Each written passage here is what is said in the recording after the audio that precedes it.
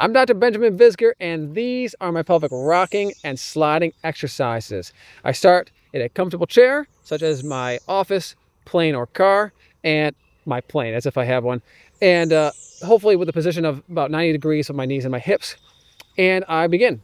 Pelvic rocking is a forward-backward motion, rocking on my sit bones like this. Hold it for a few seconds and go back. It's not just a slouch, and it's not just posture. It's like a stretch. I try to just bring it as far forward as I can without any pain, just feeling a little stretch in my lower back here. And then I relax and I push it back like I'm actually stretching this out through here and bring it back and repeat. I do that until it feels loose and good or starts to feel sore. And then I switch to the other one, which is pelvic sliding.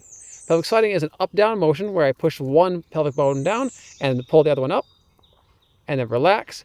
And I go the other way like so, holding it for a few seconds and relax back and forth. Same thing until it feels nice and loose or feels sore. And I can return to the other one. And once I feel good overall, I'm done for now. I'll do this several times an hour if I'm sitting for a long period of time. And especially if I ever feel I start to fidget or slouch, and especially if I develop any pain in my back or tailbone, I should have been doing this sooner. So by the time I find myself over here in my chair, I am too late for the pelvic rocking. It's like, well, it's never too late. Get on it now. But I should have done it sooner. So I get back into it and I work through it and I keep my back in alignment. I follow this exercise protocol very closely, especially on trips.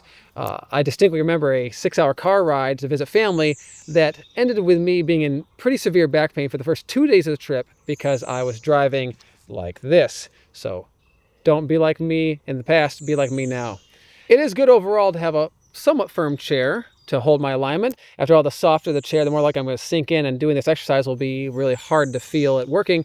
Although I don't know if I'd recommend this.